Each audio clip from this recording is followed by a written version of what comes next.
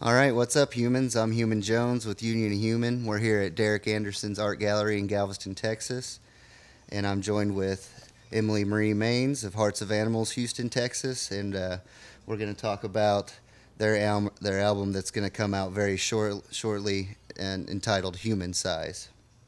So, Emily, Yes. how are you doing? Good. Work, family, music. I'm sure you're very busy. Sorry. That made me laugh. Um, yeah, I am Staying pretty very busy. busy despite the fact that I still take a nap every day. Um, I am full-time mom, stay at home, and I work nights, so I don't have much free time. I bet. And in that small little window where the kid takes a nap, I usually just succumb to sleep. Uh-huh. But Sadly. everything's good? Yes. And you're excited about the new album coming It's out? good. Yes, I am Excellent. excited. I feel like, yeah, I'm very excited. Excellent. What would you like to tell us about Human Size? Uh, well, we started recording it like, let's see, over 2 years ago. Uh-huh.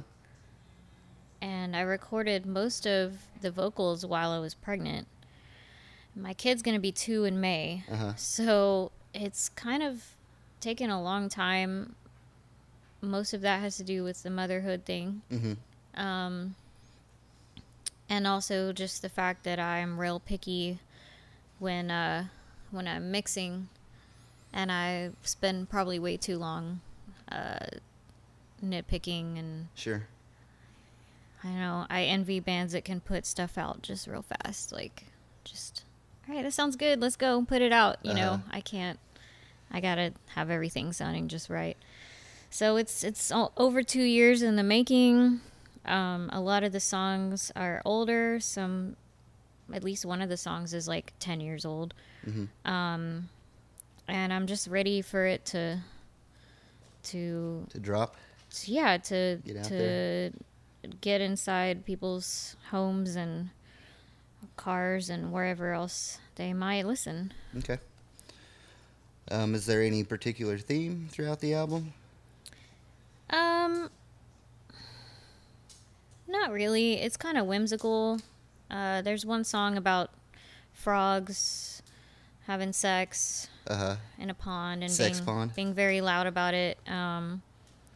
And so there's some silliness. There's another song called Sax Wizard. And it's about a girl who literally put her hand on my shoulder, and I felt like she was sending an energy through me. She did this while I was playing saxophone, and I played like Excuse me. the best improv sax like I've ever played in that moment, and it was because this chick had this like, I felt like she did in that moment anyway. May or may not have been intoxicated or whatever, but either way I was inspired, and I wrote this song about her. So, but that's kind of silly because she's my sax wizard is what I call her, and that's just ridiculous, right? Yeah, I wouldn't have been able to guess unless you explained it, what the title, what that song's about. Well, I was at this music festival called Fabulosa Fest that my friend Jenny runs, and it's a very hippy dippy kind of like, you know, love energy kind of awesome time in the woods with it supports women's fundraisers, and so there's already all this positive energy going through, you know. And then there's just this extra positive person, and she's a sound woman too. She runs sound for a lot of big stuff. Her name is Lindsay Smith, and she just gave me this like vibe that was like, play girl, play. And I was just jamming with this band, and I was just like, and I had to write a song about it. Awesome. So the album's kind of silly, but it still has that melancholy that I can't seem to drop. Can't seem to shake. And why the title, Human Size? Usually the way I come up with titles and like the way I came up with the name of Hearts of Animals was from a song lyric. So like Hearts of Animals is a piece of a lyric from one of my older songs called Underwater Staggy. Mm-hmm. And then Another Mutation, our previous album, was part of a lyric from the first track, Sea Babies. Okay. And Human Right. Size is taken from a line from Cat Karma. And I felt like it also kind of encapsulated like having a baby, you know, which happened during the creation of the album. I wondered about that. Yeah. Even though, like, you know, this Cat Karma was not written about that at all, but the two words human size, like, I just thought that sounded good together and would kind of also just capture, like, I guess, I don't know, the mood of my life right now, if you will. Gotcha. So, where will people be able to get the record? Everywhere digitally. iTunes, Amazon, Spotify, Bandcamp. and all those places. Bandcamp is sort of my favorite place to buy music because it goes pretty much directly to the Is that artist right? I without love Bandcamper. yeah, without having to go through like all this royalty stuff. It just goes directly to the artist. I didn't know that. I mean, the website does take a very small amount, but I like when people buy my stuff from Bandcamp because it's something I can also personally manage. I don't have any say over iTunes, and I've never got paid a dime from them yet, even though I have sold kidding. albums on there. So Bandcamp. it takes a long time, and you have to meet a certain maximum. But Bandcamp, you know, sell an album, you get the money. And the way it then should be. local record stores will have our tapes, which we decided to do tapes this time because last time we made like 1,000 CDs and we couldn't give them away because people all of a sudden are like, oh, I don't have anything to play this on. And so it's like, why bought, you know, they just kind of became a business card after that. I mean, we sold a few, but it's like, for the most part, people don't want CDs anymore. So since the digital way is the most popular way, it's like we're just going to do a small run of tapes for the audiophiles who want something to put their hands on, or just to give somebody a physical, you know, they're kind of coming back.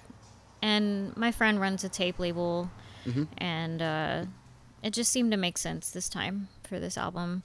But we are going to put a download card inside of the cassette, so whoever buys the cassette, you know, will also get like a free download. Because not everyone has a tape player either, obviously. Yeah, but it's getting a little bit more popular than CD, vinyl, and tape. It is, and I would love to do vinyl someday when I get the money. Who's your friend that really runs expensive. The tape label? That would be Miss Champagne Records, run by Jessica Baldoff. Okay. She's doing a lot of local acts in Houston right now, and she plays bass in Rosette. Yes, she plays bass in Rosette. She's an awesome. I didn't know that she was Miss Champagne. Yeah. Until right now, I did see her name on the credits of Human Size. And I was like, that's the bass player of Rosette. Yeah. Yes, she's from Seattle. She's very knowledgeable about music and bands, but also like the business side of it, which is cool because that's something I'm not good at all. It's good to have friends that are good at that stuff. Shout out to her. Yes, for sure. Miss Champagne Records and tapes, cassettes. Lost in the Forgot. Translation. Yes. It's from. It was previously. It's an older song. Mm-hmm. There's a solo version on Lemming Baby, Lemming Baby. and it's one of my favorite songs that I've ever written. For real. Yeah. It's one of my favorites. Really? Yeah. Oh yeah, you like the jet lag fantasy line. Yeah, I called it Yes. Jet Lag Fantasy Yeah. at one of your shows, but it's Lost in the Translation. Yeah. So that song, I wrote that song in a closet. I used to have a little closet for my studio when I lived in Fort Worth for a very brief amount of time. And I wrote that song like literally by lamplight in on a cold day in a closet, which was really kind of awesome. Like I love like creating like a tiny space. It just feels very cozy. But anyway, I wrote the song about the movie Lost in Translation.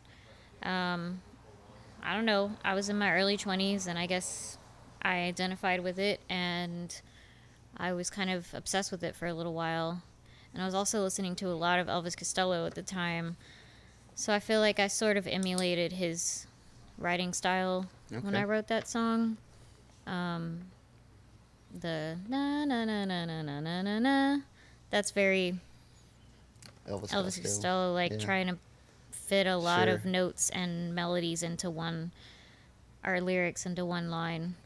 And it's not easy to sing, but I just love it because it's kind of versatile. Like my very first recording of that song was just me on an acoustic guitar and a tambourine, and I'm playing recorder for the breakdown. I do a little recorder solo. So it's gone from like a folk song to like a kind of like a almost punk, post-punk song to now it's kind of like a surf punk or surf rock on the new album. Yeah, it is. Yeah. So I just thought it deserved another chance with the full band. Great. Yeah. And I really like the way the guys play on it. Clinton does a great little guitar twang, surf rock twang, and I still play the solo, which is a very ridiculously simple solo.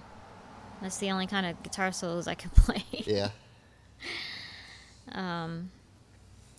Yeah, I was trying to think why I like that song so much before I came down here today, and I think it's the lyrics, jet lag fantasy, and if we could only try to get some sleep, because I've always ran on empty throughout my adult life, you know, and I don't know, I think that kind of resonates with me. Gotcha. Yeah. Yeah. Well, again, like it really has nothing to do with me at all. It's totally written about Scarlett Johansson's character in the movie.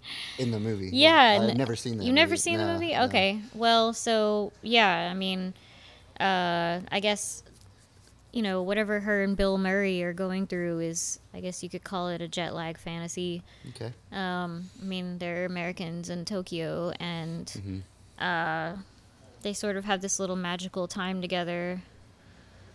And, I don't know, I just kind of took it from there and just kind of created a little world. But yeah, you could find a lot of your own meaning in that, I guess. I try to leave it kind of broad, not too literal. And you recorded a new version of that song for Human Size? Yes. Okay. Yes, it's a totally new version with the full band. Yeah. And we've been performing it live for a long time. Sure, and I was glad that you kept the song pretty much the same as the live version and the past version, because as an artist you have a right to do whatever you want with it.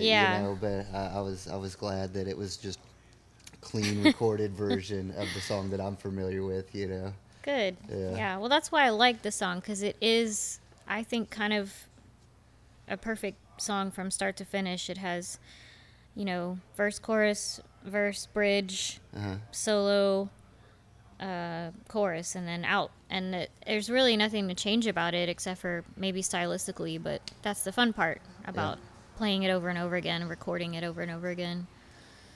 Can we play that song for the Yeah. people watching and Yeah, listening? of course. Yeah, Okay. play it. Play it. We'll Do it. play Lost in the Translation. Cool. I must have been lost in translation in your heart. Where did you get a fascination with my heart? With my heart. I must have been on a jet lag fantasy to think that something would wind up with you and me.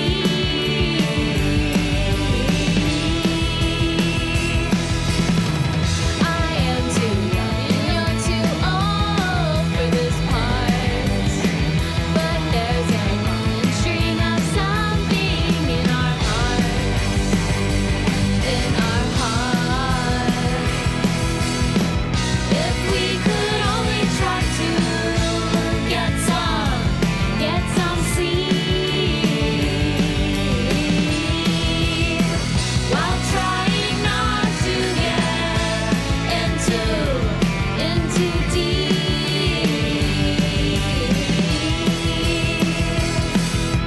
Time is running out, gotta go. We're on a jailbreak from this Tokyo.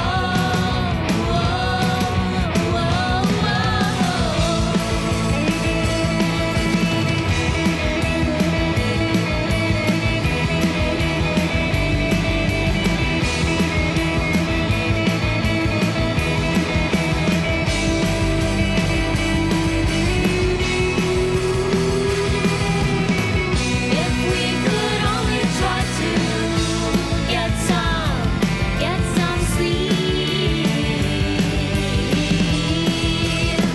while trying not to get into deep.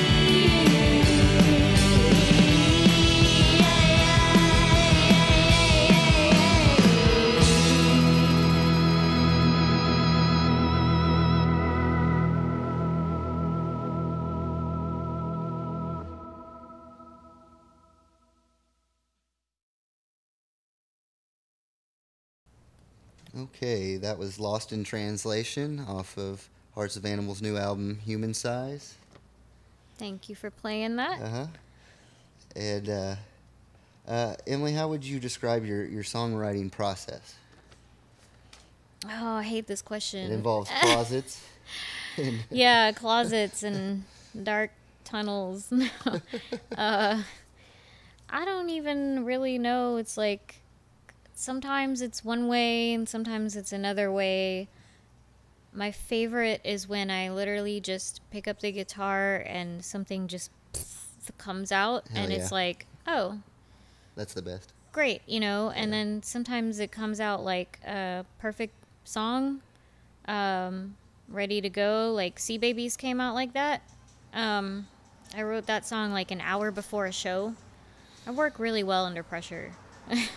And then some songs, like I will literally write like a little poem and then come back to it later and try to fit it into a melody. Mm-hmm. So it just kind of depends. Sometimes it will be me and my brother jamming, and that's how Sax Wizard came up. Sex Pawn was also kind of written like that. So really, I don't have one particular way or method. It just, but most of the time it's with an acoustic guitar, if that's, you know, what you're asking about. That is usually the instrument that I write my songs on, and it's usually by myself. But yeah, it can be, occasionally it's a keyboard. Uh-huh. Sure. So you just kind of never know. And then is it just like a natural process bringing that song to the band? That's kind of a new thing for me still, really, because like I said, like a lot of songs on this album some of them are 10 years old, so I've already got the song and I recorded it a long time ago as like a little demo, So when I bring it to the band, it's kind of like I already know what parts I want in place. Like I really like to arrange instruments and arrange parts in music. That's like my favorite part of songwriting. So leaving that up to other people is really hard for me. Yeah, I know what you mean. But it's also been good for me to do that and broaden my horizons. And Steve has always got a really solid bass line ready to go, and Clinton, you know, he just wails on solos and they're always awesome, and he's always got some pretty little poly melody thing that he can do to back me up. So, I mean, I trust them 100%, but sometimes it's kind of like, sorry guys, I already know what I want here, and you're gonna have to play this part. Sure. Like, it was very much so that with Lost in Translation. Like, it was like, no, I want you to understand play that, this, yeah. and I'm gonna play that, and that's that. Yeah. I'm sure they don't mind the direction. Or They are like awesome Yeah. people, and they are just my favorite. I'm so happy to have them as band members because they're always down to play, always down to practice, and yeah.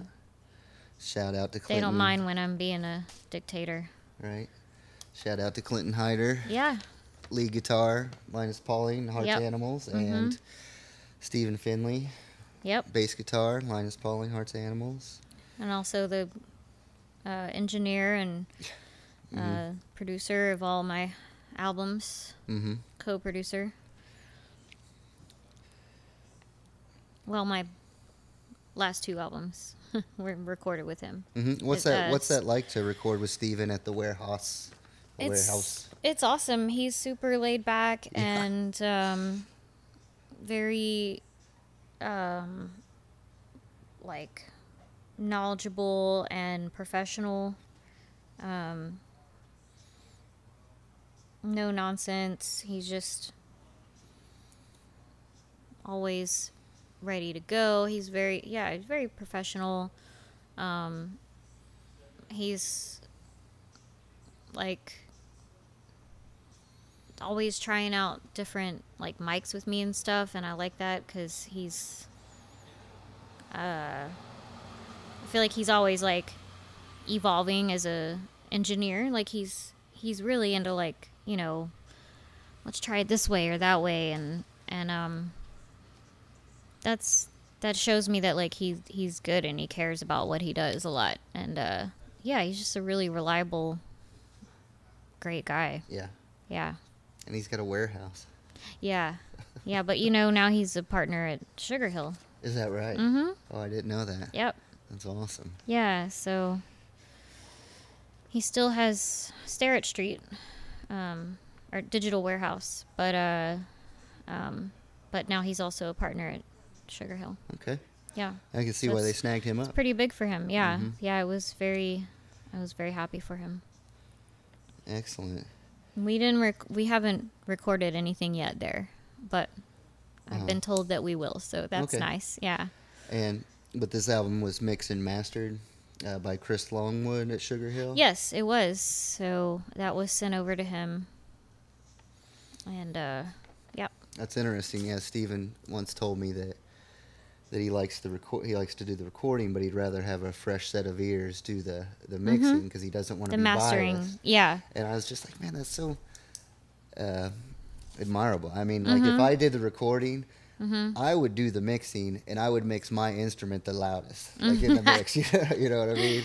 Like, Yeah. like for him to be like, I did the recording, but I want somebody else to do the mixing. I think that's Yeah, well, he does actually mix it. I'm sure. But the mastering, yeah. Okay. The mastering, the final touch up, you know, that, yeah. And that's good that he relinquishes those duties because he does it for the music, not for him, you know? Right. Like he's, right. yeah, he's. I believe with the Pauling, he said that he likes for somebody else to mix Yes. it, but he did the mixing on this Yes. album, and then Chris Longwood did the mastering. Yeah. Gotcha. Are you planning any music videos? Yes, we have been trying to make one for the last year. We keep getting roadblocks. We wanted to make one for Floating Squares. And we had an idea, and we had a director, and we had a date, and then the director pulled us back, and ever since then we have not been able to get together a time. So, you know, we're all busy people, and we're not all rich people. So relying on, you know, some of our friends to do pro bono projects for us, you know, it's not a priority for them. Right. And then it's not really something we can just be like, hey, let's hire this fancy guy and make a cool video for us. So it takes a lot of time when you're trying to do it yourself. Sure. Our last video, money for that, we did with our friend Ramon, and he did a really great job of shooting it and editing it. Yeah. But you know, you can't just like ask your friends to just take entire days and weekends to Certainly. Yeah, I understand. do yeah. this stuff all the time. So But that's good that it's in the works and you've got ideas and you're wanting to we do do. one for Floating Squares. Eventually, it's gonna happen. It's gonna happen. All right. Yeah. Shout out to Ramon Medina, Yep. Linus Pauling Quartet. Yeah. I wanted to ask you if that's who had filmed those videos, your previous videos. Just the money for that. Money for that. Okay. Yeah, these guys called Dino Lion or Dean. I think it's Dino Lion. I don't know if they pronounce it Dino Lion. Anyway, they did Sea Babies, and then before that, a guy named Mark Arms filmed the Heartsbreak video. But then it was actually edited and released by the Dino Lion guys too. So Gotcha. that's James Templeton and Jeremy. What's his last name? God damn it. Anyway, James and Jeremy. Yeah. Dino Lion. And it was shot right here in Galveston, Texas. Heartsbreak was. Yeah, Yes. And then Sea Babies is kind of about the sea. Not shot in Galveston though. Yeah. So That makes us feel good when you rockin' Houston musicians come down here and play shows and film. and film, in yeah. Galveston. Well, I mean, I spent a lot of time here as a kid. My grandma had a beach house on Bermuda Beach. And we went there like almost every weekend, you know, and then the summers we would spend like 2 weeks and just I spent a lot of time here on the island, so it's very near and dear Yeah, to that's me. great. Yeah. And Joey did the drums on the record. He is one fuck of a drummer. He's a really good drummer. Yes, my brother is very talented. He has since moved on to New York. Oh, he has? Yeah. So we've got a new drummer. His name is Derek Keller. Okay. He's an old friend, and he's really a great drummer. Very, like, broad musician, but mostly plays in metal bands. He also plays bass. Perfect. But he's so, like, musically he appreciates and can play almost any style. Yeah, sounds So we perfect. lucked out getting him. But yeah, back to Joey. Yeah, there was no hard feelings with him leaving the band. He just he's Sure. young and he's got to go, you know, see what's out there, and I Yeah. don't blame him. Best of luck to him. Yeah. Yeah, so he's in New York trying to see what's up there, and Yeah. Shout out to Joey Maines. I cover New York on Union Human, so if he gets in any bands up there, I will put him on the website. sweet. Yeah. Nice. Yeah. And shout out to Derek as well. He's a Yes. new drummer. Yes. Well, Derek. that's exciting for him. Yeah. Yeah, but yeah, I'm glad to have Joey on 2 of my albums. Yeah, no shit. Yeah. He's an incredible drummer, and most people don't know he's also a really sick guitar player. Oh yeah. Yeah. Figures. I know. He can play he really can play almost anything. He's really good. Yeah, he's quite good. And the artwork for the album was done by a gentleman named Dan K. Miller. Yes. Dan Miller of Danurism, the Nirvana cover band, and let's see, Dan Halen, Van Halen cover band, and he also was the lead guy of the John Bonet back in the day, Houston hardcore band, kind of glam hardcore, I guess, or Okay. I don't know what you'd call it. I think they made it kind of. They didn't like make it, but they were kind of bigger on the scene. The John Bonet. Anyway, he's a great collage artist, and I started following his Instagram, and I just really loved a lot of his collage work. So I asked him to make one for us. And he tossed an idea our way. And then I was like, I'm really kind of stuck on this one image that I saw on your Instagram. Would you mind if we just used that image that you already made? Sorry to make you make a collage just for us to then ask you to just use one you already made. But he was like, yeah, no problem. So I was like, great. And then, I kind of actually picked it because, I like it aesthetically, but also it kind of fits with the human-sized title. It's a giant monkey, and all these little humans are like I thought so as well. praying to him. So I don't really like very literal stuff most of the time, but I did like that and the way it fit together. So literalness be damned. It just works.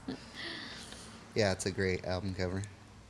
Thanks. Yeah, and then he went on to create the back side of the album, like just for us.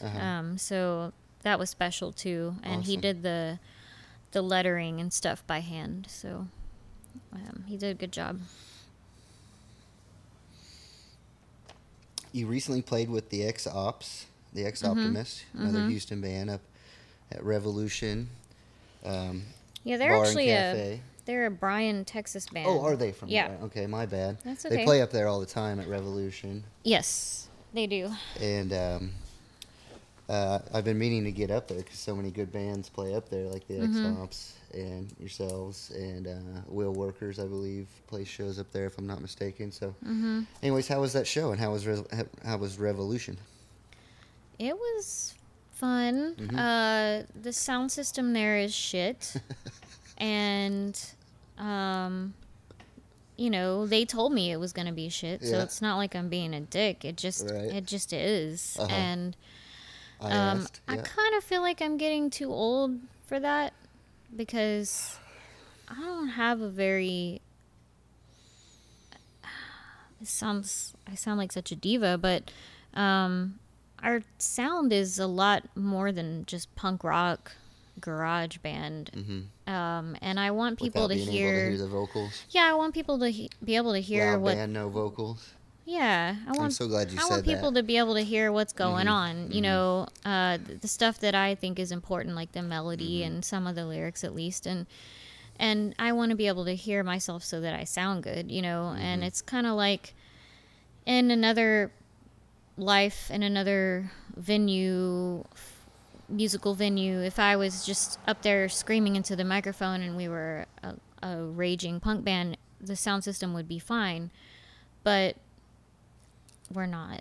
So I'm getting tired of playing shows like that, to be honest, because you feel like you drive like 3 hours to play something that you can't hear. You're screaming, you have a headache after it's over, and I'm just bitching now. No. Sorry about I'm so that. glad I asked But, that, and I'm so glad you said that. all those because- guys were nice, and everybody Yeah. was real cool, Oh, and sure. we got some attention, and that's nice. Yeah. But That's just a huge contingent with me. A lot of times I drive an hour to Houston, and get a decent PA, turn the band down a little bit. I'm a singer. I want to hear the vocals. I don't know how many times I've come home from Houston and filmed the band and had nothing to put together when I got home because you just couldn't hear the vocals. And I'll stop there. yeah, I mean, it's, you put a lot of work into creating your sound, and yeah, I wish I could have my own personal sound system to tour with, and I don't. So, I can't be picky, but at the same time, I just probably won't play there again because it's like, why? I mean, maybe if it was down the street, but I'm not going to drive 3 hours to play out of a Certainly not. shitty sound system that I cannot hear one thing. Like, all I hear is grrr the whole time. So, anyway, but, cool bar, cool people. Yeah. Yeah, I'm so glad you said that. So what got you working and just how did you meet the Linus Pauling Quartet people? It all started with befriending Rosa, Ramon's ex-wife. She was taking some pictures of me performing. She used to be on the scene taking a lot of black and white photos and stuff. And then I guess like through that I met Ramon, and then he worked for Free Press, and then he wanted to do an interview with me, and I guess like then Ramon and I just became really good friends and started hanging out, and then he eventually asked me to sing on a couple of Linus Pauling songs, and that's how I met the guys. Gotcha. And that's that really. And I always felt really, really comfortable around them and like really welcomed. So, and then like I don't even remember what happened, but like this guy Bubba Hightower was working with Steve, and they like wanted to put an album out for me through Bubba's album, which kind of like never became anything, or I still don't know what's going on with that. And that's how I got recording with Steve, because we weren't a band until I had already recorded the album. And then I was like, well, now that I've recorded the album with the full band, I need a full band to play with. Right. So it kind of happened backwards, actually. But yeah, everything, the Linus practice at Steve's studio where he records, so everything kind of, that was the home base, and it was just kind of, I guess, all fell naturally into place in that way. And I don't know if Steve regrets that or not, but he's in the band now, and I'm glad for it. Yeah. Well, when I seen you started playing with, Steve and Clinton, I was like, genius. She got the Linus Pauling Quartet as her backup band. Yeah. Like, why didn't I think of that? Yeah. Yeah. I was so happy that they wanted to invest their time into my music. That was like, I've always been really insecure about that. Like, I don't know. I never wanted to ask people, like, hey, will you like play my music, and I never really wanted to jam with people because I always felt really uncomfortable about that, and I've always been really like stubborn about playing things my way, and so I just thought I'm never gonna have a band because I'm too much of a control freak, and it just won't be fair to the other people. I know what you mean. And blah blah blah, and all this stupid introspective like nonsense going on in my head, and it's just like playing with Steve and Clinton, it turns out like it's so easy and nice, and I had nothing to worry about really, That's perfect. Yeah, it's very nice. And you heard that Walters closed up. Yes, sadly. I went to their last show there. Did you? And it was a rager. Did the Wiggins play that last show? Yes, he did, and I almost cried. Yeah. Yeah, well, the Wiggins played on my... I should have went to that. I think it was on a Yeah, weeknight. you should have. No, it was on a Sunday night. Sunday. The Wiggins played on my rooftop in 2006 at a Halloween party that me and my ex-husband hosted at our downtown townhome that I used to live in. I don't know who I was in a past life, but that was me. And so being quite intoxicated at the last Walter show. I was very weepy. And, Yeah. and, just kind of seeing John play those songs and having the memories that, wow, we've been, doing this for so long, and like I've had so many good memories here. Like, yeah, it was very emotional for me. More emotional than I thought it was going to be. Yeah, I bet. It was also partly the whiskey, I think, but it was sad. I'll miss it. Yeah. Shout out to Jonathan Reed Wiggins. Yep, he's cool. Yeah. I was thinking about it after the fact. I believe it was the wheel workers that put a rest in peace Walters shout out on their Facebook, and I saw you play at Walters on Washington, the Dimes. Yeah. Wow, that was a long time ago. And all the bands that I feature in different cities, they usually play at Walters, and I just started thinking about how big that place was to me and Union of Human as well, Yeah. Yes. And I almost didn't go to the last show because I was just so tired and no one wanted to go with me. But I was like, I gotta go, man. It was a little abrupt, I gotta too. go. It was like it was abrupt. This It Sunday, wasn't like I could plan it, Uh-huh. but I'm glad I went. It was I got to see Lace. I had been wanting to see them for a long time, and they were freaking awesome. Pleasure 2, or what's now called Studded Left, played, and they were awesome as always. I love them.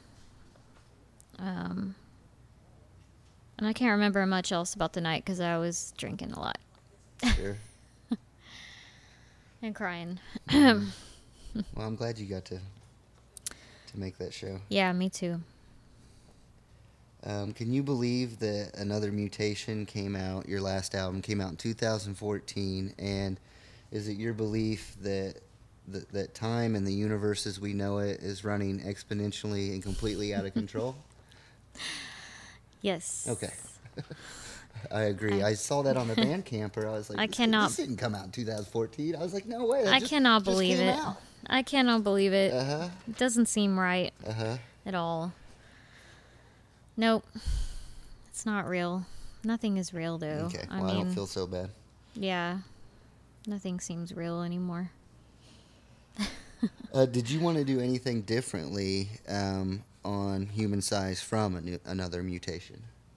Did you consciously want to do anything different or musically? Yes, I wanted to have a more, I guess, like a more, what am I trying to say? Like simpler, more simplified arrangement to the instruments, because on Another Mutation we did some experiments, and I sort of I was using a lot of different like keyboard sounds, and I wanted this one to be a little bit more like straight rock sound with like kind of the same guitar sounds on every song. I mean, Clinton has like a giant pedal board that, you know, he really cultivates his style and really likes to, like, you know, play around with different settings, and that's cool, that's fine, but we still kind of have the same basic sound, you know, going through every song, and I wanted that on this album. I didn't want it to be as moody as Another Mutation as far as like the way it sounded. I kind of wanted every song to be like on the same level, so that it just kind of like you know, just kind of like keeps kicking through.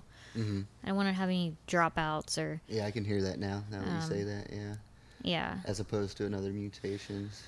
Yeah, I wanted it to like start with a bang and end with a bang, you know, and no flaneury or what's the word? Anyway, Fuckery. Yeah, yes. Well, you know, I ask because, now that you say that, I'm like, yeah, I see that.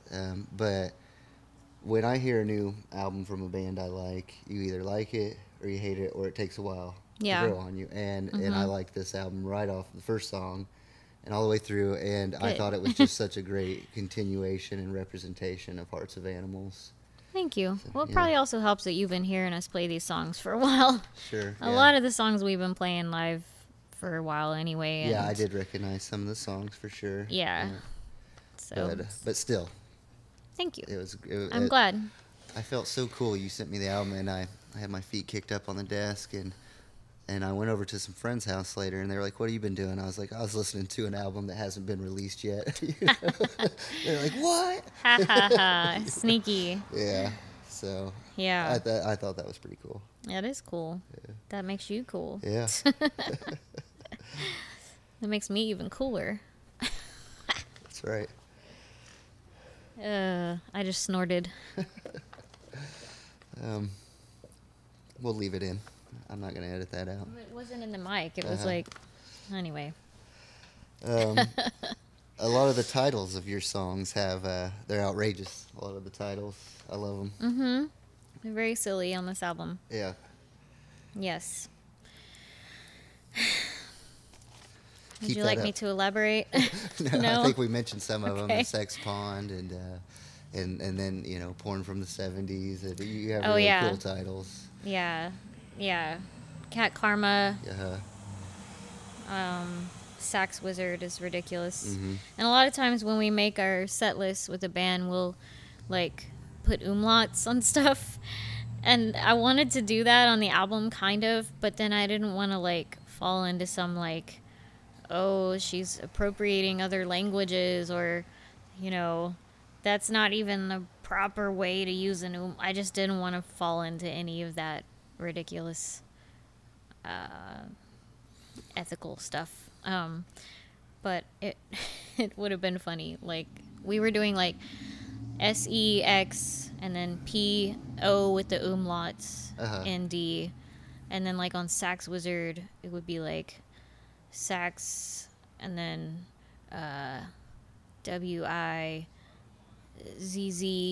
WIZZAARD, like Wizard.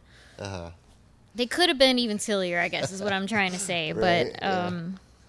I didn't want to get into all that. so Sure. just left it in plain all English. Yeah. Yeah. Well, why don't we listen to Marcia, and then we'll Okay. come back with just a few more Cool. questions. Cool.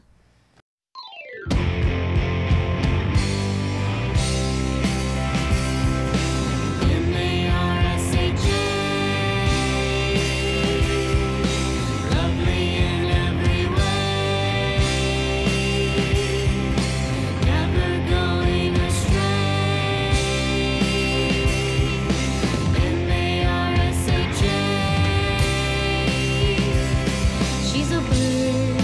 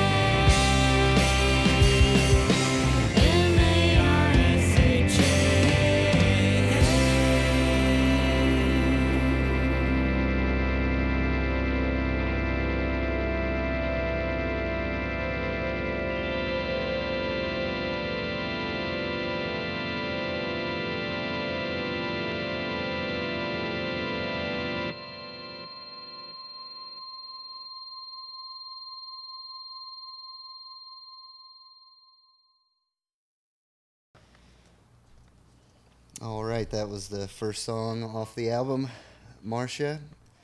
And when I was listening to this song, I heard a couple hints of Jethro Tull in that song.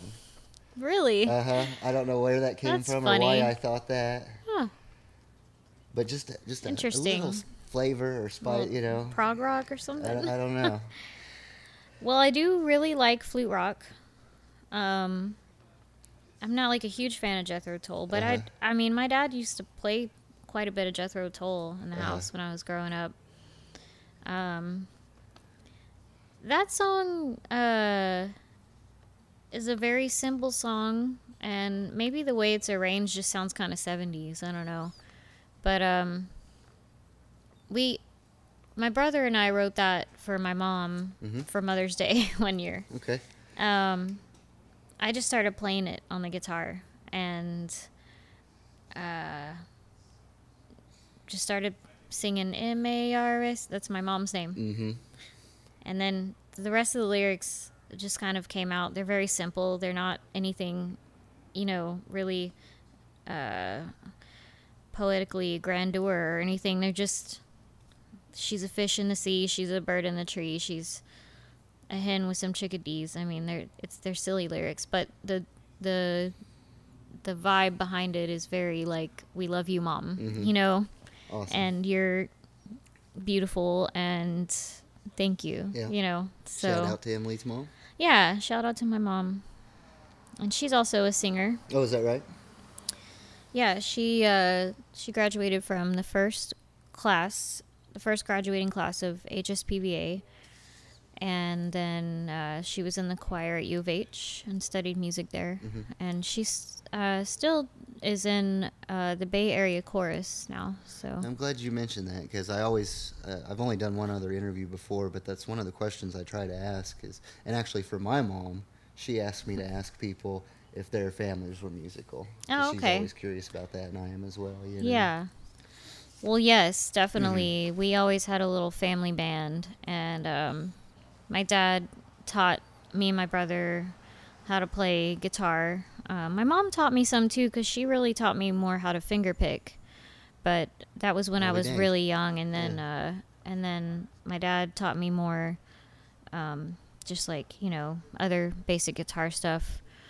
And then he would rope me into singing along with him on stuff, and I kind of hated it as a kid, but then I grew to like it, and we would even play at people's, like, I don't know, little barbecues or whatever sometimes, which, depending on what phase I was going through as a teenager, was either awesome and fun or terribly humiliating. Sure. Especially if I had a crush on one of our family friends' son or something. That's funny. And then I'm up here, singing renditions of Big Audio Dynamite songs with my dad and secretly loving it, but also knowing that, this kid, who I'm crushing on has no idea what this song is, and it makes me severely uncool. And I was so shy, too. I was just, very just, I had no confidence, oh my God, dying, No, it's funny. Sounds familiar. But yeah, we were always playing music together, and so it's kind of it's just what we did. My dad is actually, he plays bass on Lemming Baby. Oh, is that right? All of those songs, almost all of them that have bass lines are my dad. I'll be dang. Some of them I recorded on keyboard because I never owned a bass, and I never learned how to play bass. Although I can play it now, but Sure. at the time, I wasn't interested. So, I'm a pretty lazy person. So, yeah. But I kicked him out. He played a couple shows with me, and then he started acting ridiculous, and I was embarrassed by him. That was a bad idea. Yeah. I don't know. I don't I don't think you should necessarily play with your family members. Well, I mean, it was great playing with my brother, but you know, a lot of times those things go really bad, right? Like the Kinks guys apparently always fought, and Yeah. Oasis, and That's very true. it's yeah. not always. There's plenty of other sibling acts that do great, but Yeah. but no. Anyway, And couples sometimes do bands pretty well. yeah, I don't but know how they sometimes it do goes that. horribly wrong. I don't know how they do that. Although I did meet my husband at a show, and we were both in bands. Okay. Yeah. And then we actually played. My husband and I actually played in a White Stripes cover band for like a couple years, and it was really fun. Actually, I wish we could still do it because I love playing those White Stripes songs on drums. Like that was so fun for me. You played the drums? Yeah, I was Meg White, amazing. you know. Yeah, yeah. And he was Jack White, and that was Christmas really Jack. that was a really fun gig. I hope that like one day White Stripes cover bands is like in really high demand because we were like really good at it, and I think we could actually make some money doing it. Fucking A. There's just not enough time. Right? Now there's no space for a drum set because we have a kid. Anyway, I got really off track with that one. Sorry. No, it's great. Yes, It's we great. played music as a family. Yes, we did. We certainly did. Death Wish, that song has kind of a Western feel to it. Like, at one point, you're like, take it, Clinton. And, like, he does, Yes. like, that Western. Definitely playing up that. That song was written on, like, Casio, like, one of those really old 80s Casio keyboards that has the Casio chord setting where you just hit a button and it plays, like, whatever style, like, preset, and then you can hit another button and it changes the, like, key or the chord or whatever. You know what I'm talking about? Not exactly, but... Okay. but- So, like, Wesley Willis, have you ever, like, heard of him? Okay. Well, that's how he writes songs, too. Okay. That's how he records all his songs. But I was just fucking around with that because it's a good way to kind of like figure out a song or a style. You just turn that little thing on and it just starts going. yeah, sounds like a neat trick, yeah. Yeah, and it has all these different like settings like samba and bossa nova and waltz, and then it has a country one, and I believe that one is actually called country. Okay. And it's like like it plays through that pattern and it will just keep going, and you can just, you know, you hit C and it plays like the chord of C, you know, and then you change the chords by changing the notes. Anyway, so I wrote that song. It was just a very quick song. It only had one verse and one chorus, and it was over.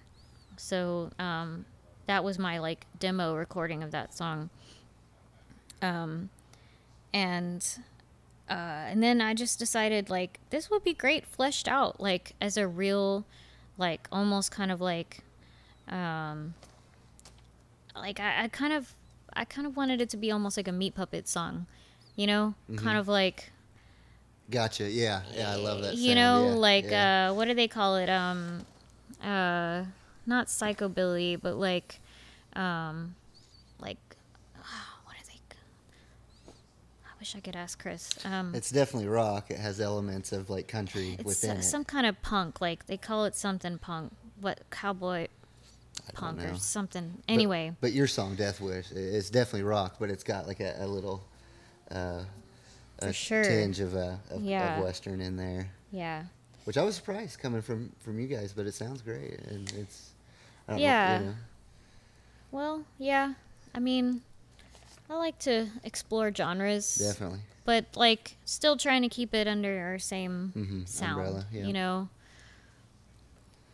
Yeah. Yeah, Floating Squares might be a contender for one of my favorite songs Really? on the album. That is a damn Awesome. good song. Thank you. Uh-huh. Yeah. That song is Just gonna check the camera. it's weird. Should I elaborate? I don't know. It's a weird song. Yeah, it's a real weird song. it's like, you know what? I don't want to tell people what it's about, because if I do, I feel like it will ruin your own personal interpretation, because Maybe it's sometime later, let people hear it. yeah. But I like that song too. Mhm. I'm glad you like it. Do you still work with the young mammals at the coffee shop? No, I do not work there anymore. Okay. I decided to move on to waitressing. Okay. I wanted to get out of the counter. So, Sure. Do you still get to see those guys? yeah, I see him all the time. Okay, excellent. Carlos lives like right down the street from me. Is that right? And we see him walking around all the time. I see Clay. I mean, I still go there. I still go to Black Hole all the Mhm. time. With my kid now, mostly in the stroller. And I see them at shows too, you know.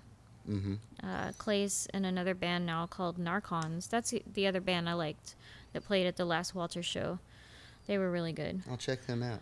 Yeah, Narcons? and Narcons. Okay. And Love Clay's guitar style. yeah, he actually plays bass in this band Oh, now. does he? Mm-hmm.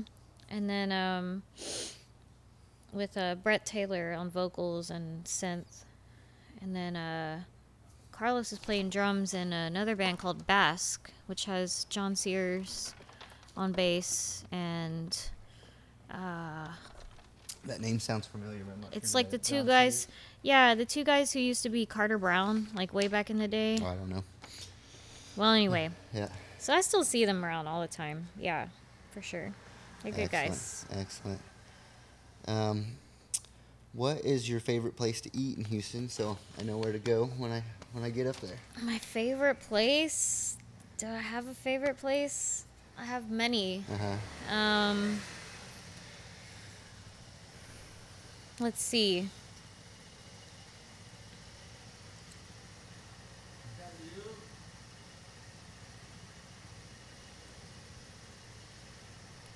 It's obviously not my favorite, if I can't, like, think of it right off the top of my head. Mm-hmm.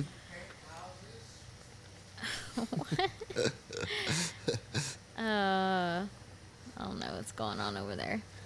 But, I think it'll be okay. okay, cool.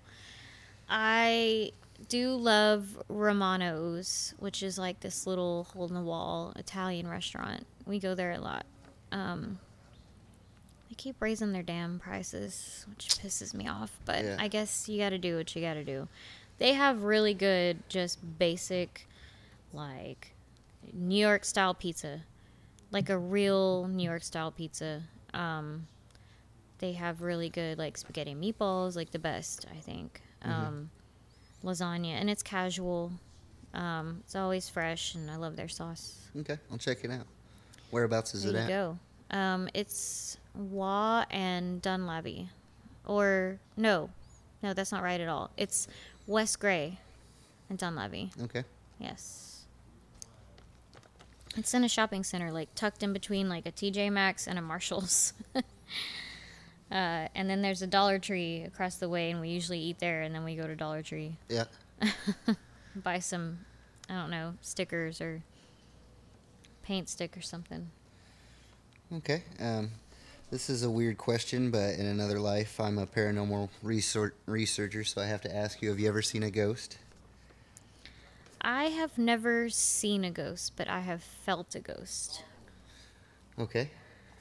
Would you like me to elaborate? Sure.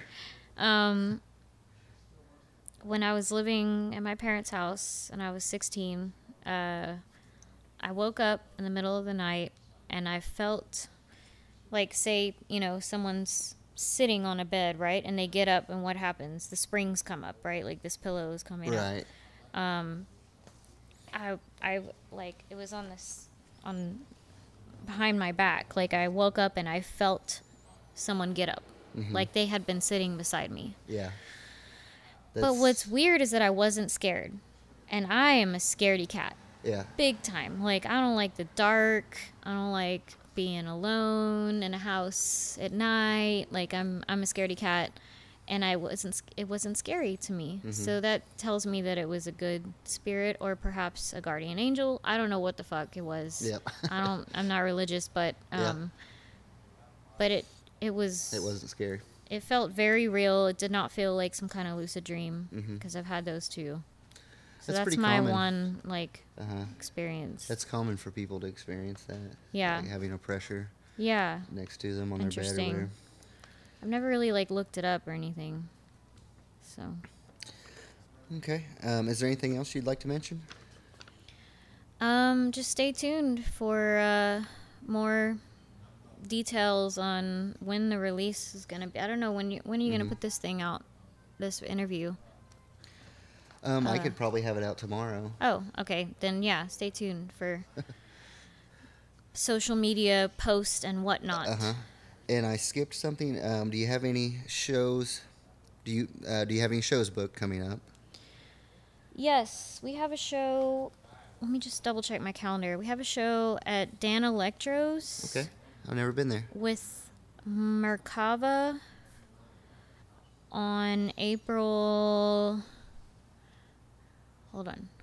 It is April 14th. It's a Saturday, April 14th at Dan Electro's Excellent. with Merkava. I've never heard them. So, yeah. Sounds great. And are there any shows coming up that you want to go see? Any bands?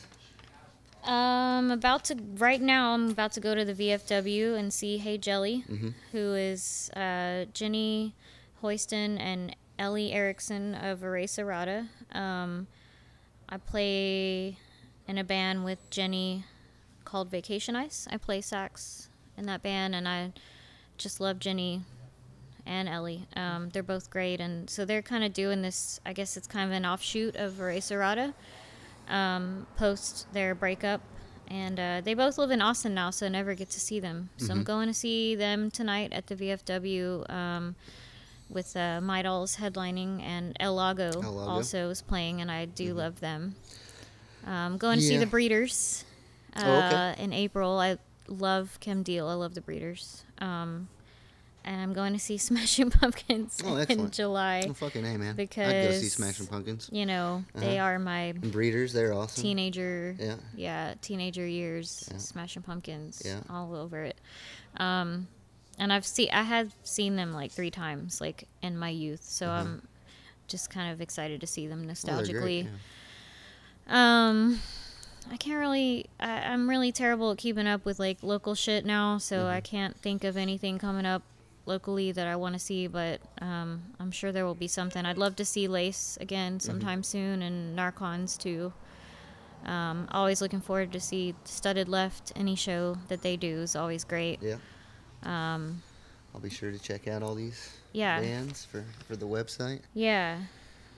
So. Yeah, shout out to Charlie and Lauren, Eddie, El Lago. Yes. They always bring They're awesome fucking so bands cool. down to Galveston, such as yourselves. Thank you. And a lot of my favorite Houston bands via Wake the Zine come down here and play. So. Yeah, they're really, really awesome people. Mm-hmm. So, yeah. Okay. Well, thank you very much for taking Thank the time you. to do this. No, Emily. I thank really you for appreciate it. having me. It's I feel very flattered. Cool. Good. Yeah. Cool. All right. Well, humans, be sure to check out Human Size, Hearts of Animals, Bandcamp, YouTube, Facebook, and all that stuff. Thank you. All right. Thanks so much. Thank you.